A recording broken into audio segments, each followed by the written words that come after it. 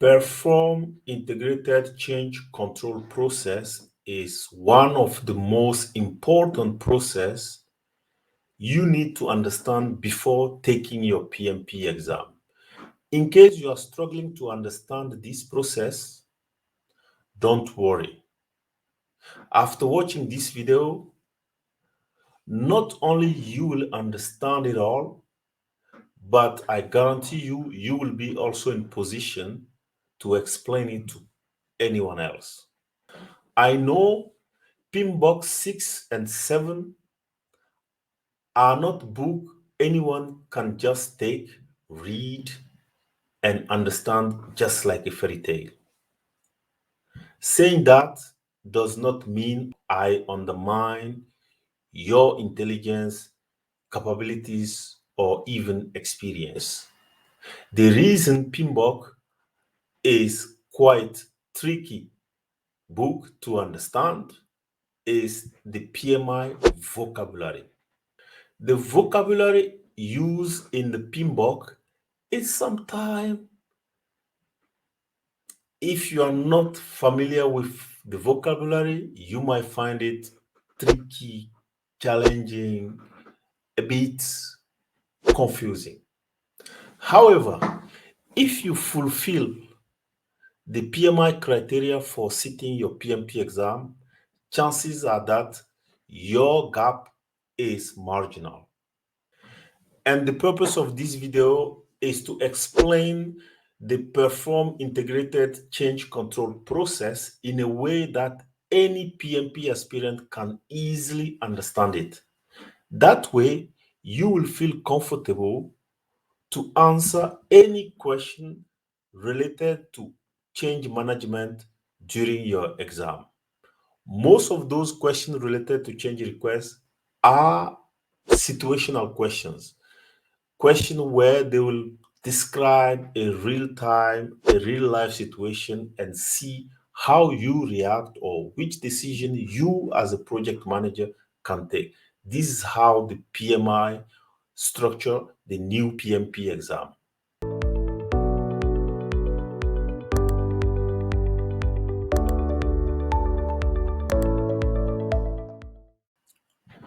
My name is Essowe. On this channel, I speak about project, program, and portfolio management because I am convinced project management is a life skill you should learn in order to take your result, personal or professional, to the next level. If you are planning to take your PMP or PgMP exam, I will help you to pass your exam on your first attempt, just like all my students. Now, are you ready to understand the integrated change control? Let's go. Perform integrated change control is a process from the integration domain area. That's why the name integrated. Integration, remember, integration is where you as a project manager integrate all the work, the scope, the communication, the stakeholders, the quality. That's where you integrate. For instance, if you are developing a project charter, you don't just sit and write a book. You need input from financial data, communication data, the scope, and so on. That's why that domain is called integration. One important information you should know is that perform integrated change control process is happening only on predictive project management approach. This process is only applied when you are using predictive approach to manage your project. Another question I need to ask you, or you should consider, when do we use predictive project management approach? We use predictive project management approach when our requirements are clear. Requirements are clear such a way either you did this work in the past or you are in a situation where you can easily define the requirement. The next criteria is that it is expensive to make changes during the project. So if you are building, let's say, a bridge and changing anything during this bridge could be costly, I think it makes sense to sit down and plan carefully before you start any work. That's why it's called predictive. You can predict what will come next and so on and so on. This process is only when your project meet these criteria. Otherwise, there are other approach of managing a project, agile, incremental, and so on.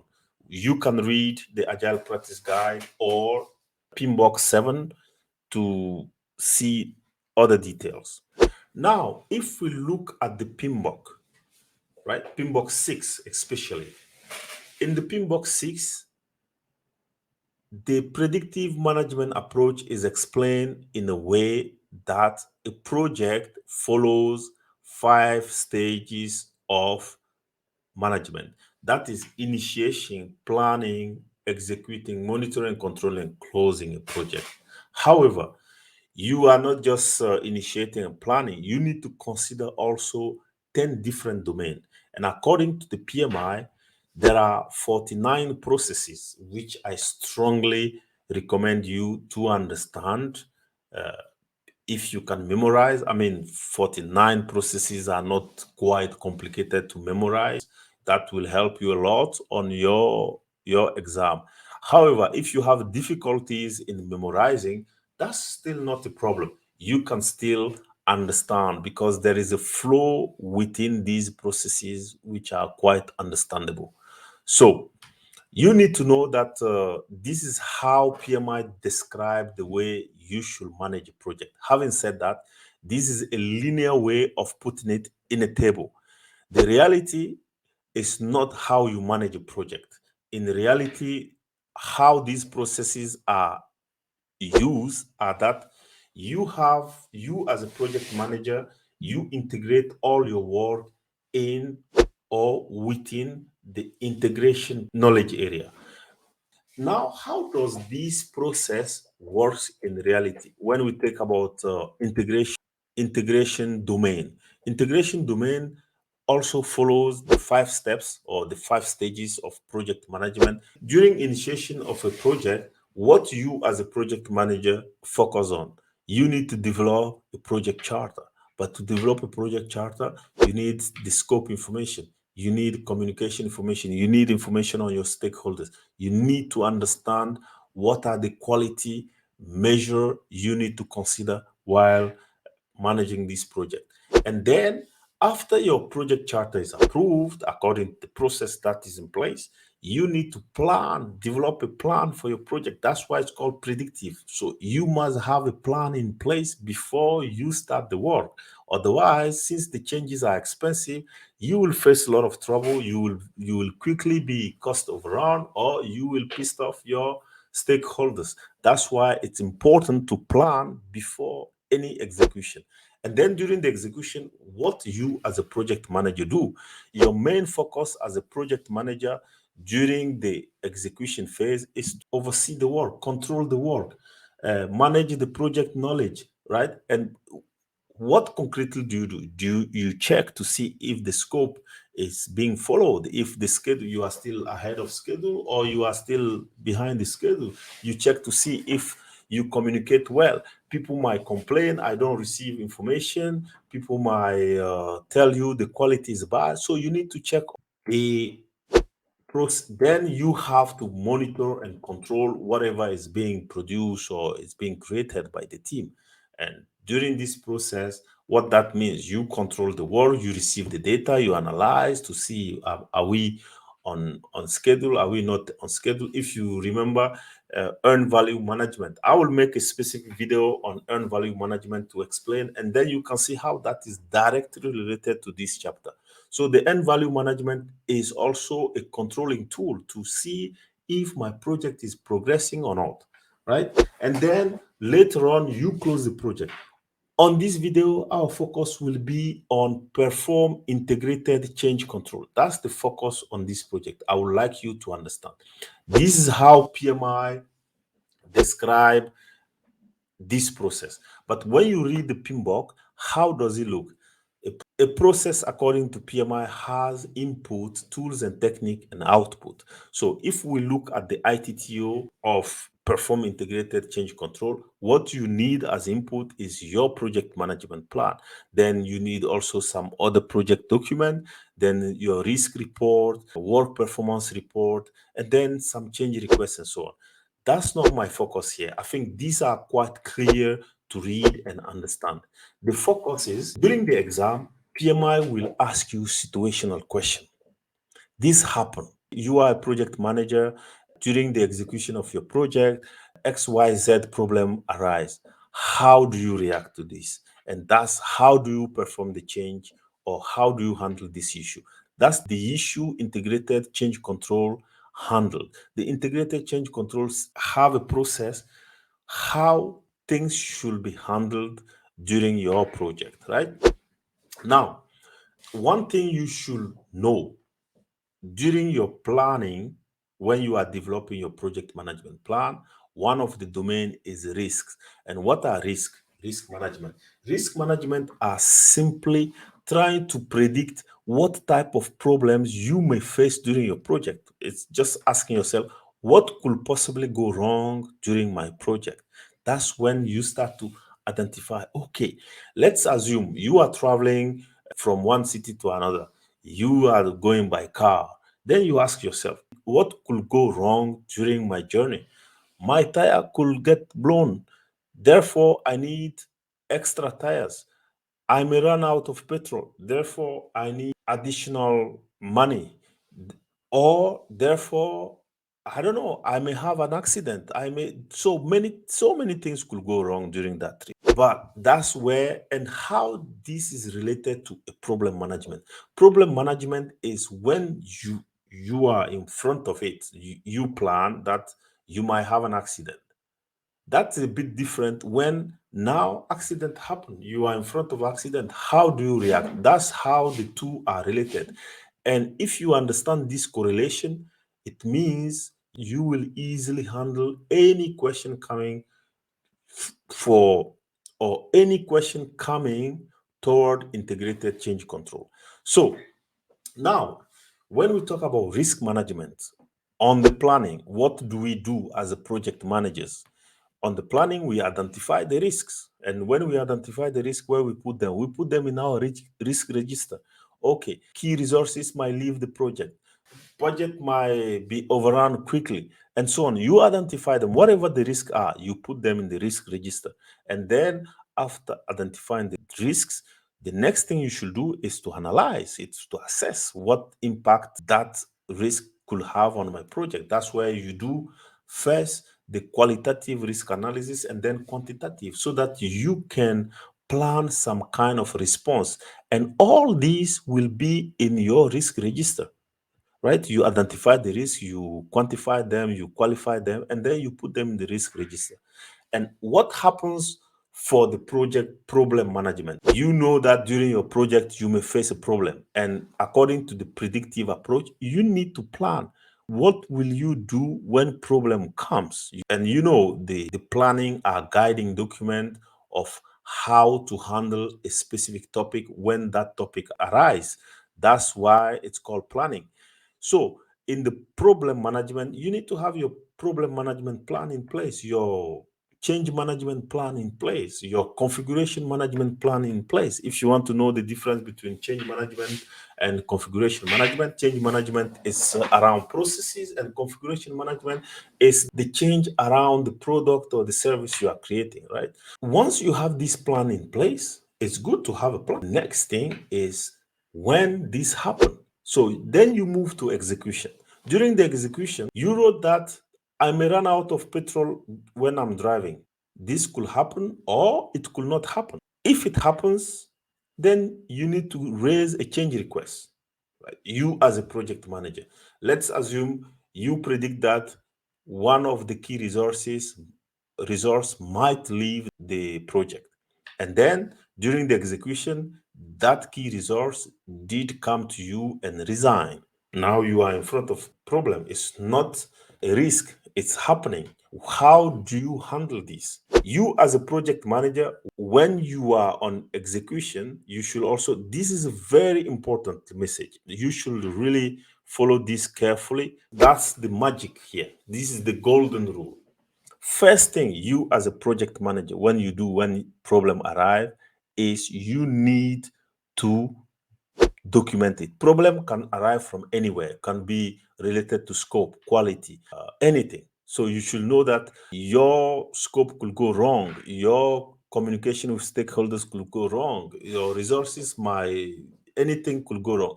So first thing you need to do, you need to document that problem or that issue in your issue log. If you use problem, you can put it in problem logs, whatever.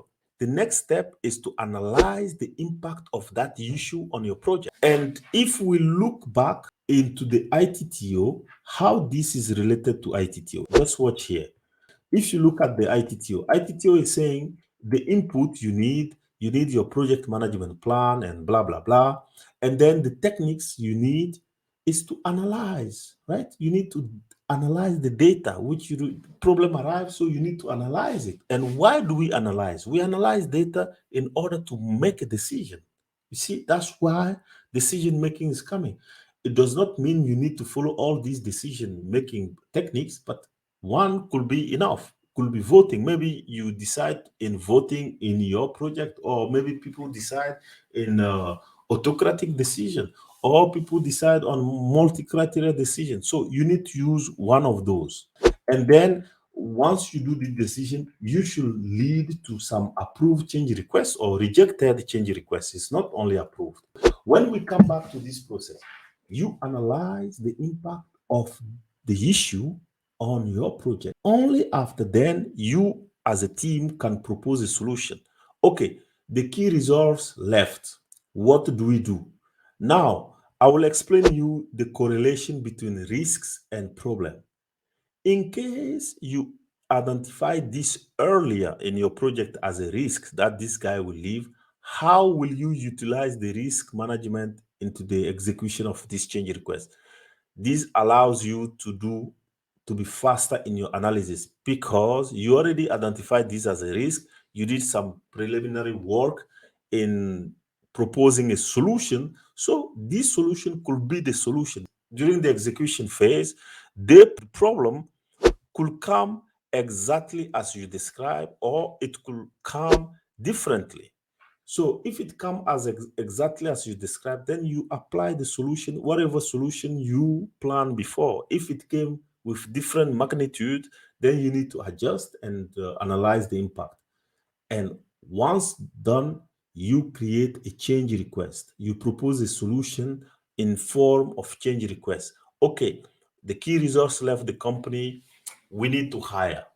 Let's say that's the problem. And then submit these change requests to according to the hierarchy that is on project management process.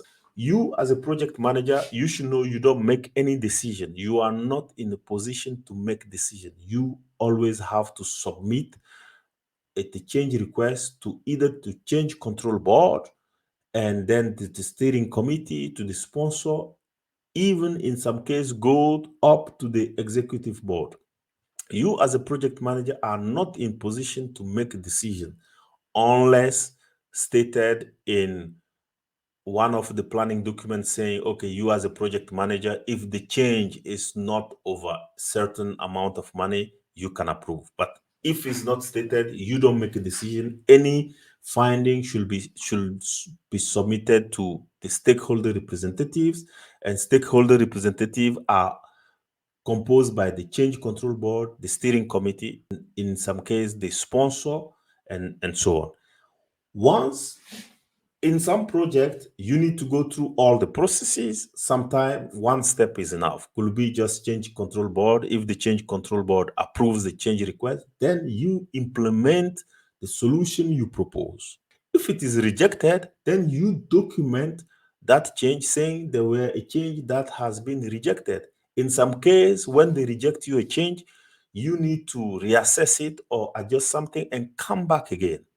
And this is how it goes. Now, why this is important to understand and how you can easily unlock questions during the exam. During the exam, what PMI would like to know is if you understand that, first of all, you as a project manager, you don't make a decision on changes. And secondly, if do you understand that when a issue arrives, the first thing you should do is to document that in your issue log, and then analyze the issue with your team, and then propose a solution, and that you escalate first to the change control board, to the steering committee, to the sponsor, and even up to the executive board if this problem is related to ethical. Only after that you can implement.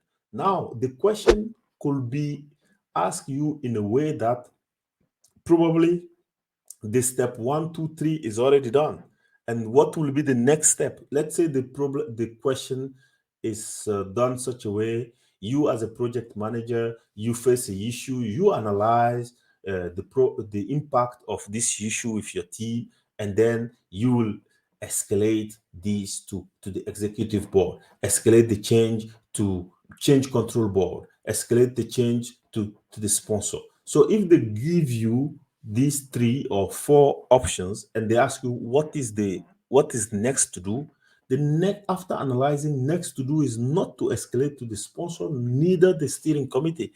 Next to do is to escalate to the change control board, right? Or in some case they could give you options where there is no change control board, there is no steering committee, there is only sponsor, and some other funny options. In that case, the only person you need to escalate is a sponsor. Since there is no change control board to choose from or steering committee to choose from, you need to choose the sponsor. And this is how it goes. And the questions are going just like that. First thing, first attitude, document your problem in the issue log. Second attitude, analyze it. Third attitude, propose a solution with your team, because the change control board, they are not there to think, they are not there to analyze the issue, they are there to approve or disapprove. They will ask you questions. Have you considered this? Have you considered that? If yes, then they approve. If not, they might ask you more information or simply reject it because it doesn't fulfill the company vision and objectives. Otherwise, this is how it goes, and I hope this is clear for you. And any question that you face related to change, integrated change control, or any question related to change management on PMP exam will be unlocked after I explain this. Now, let's recap. In terms of managing a project, we use integrated change control process only when the project is predictive. And when do we use predictive lifecycle? We use predictive lifecycle when requirements are clear. When it's expensive to make a change, that's why we need to have a plan before we start the work. Thank you for watching, and I hope you like this video, and I hope the explanation is quite clear for you. It's basically not very difficult to understand. You need to pay attention on the flow during the exam. And for you guys preparing for your PMP, I would like to tell you the material, the right material for you to prepare for the exam is the PMBOK 7. According to the PMI, the questions from this 7 edition should start coming up probably beginning mid-January and forward. Then the PMBOK 6. PMBOK 6 will talk a lot about predictive management, predictive project management. You should read that. And then the Agile Practice Guide that prepares you to answer agile questions. And the other book is the exam content outline. You should understand the exam content outline in order to respond to many other questions. And after you read all these documents, what you really need is to have a tool for practicing your exam, right? There are many companies, many people offering mock exam. Just make sure you get some good one. Otherwise, if you subscribe for my mentorship program, you will have everything you need to pass on your first attempt. If you find this video useful, or you know someone who might be interested, please like, share, and subscribe to my channel so that you miss any important update I'm sharing regularly on this channel. As for now, hasta la vista.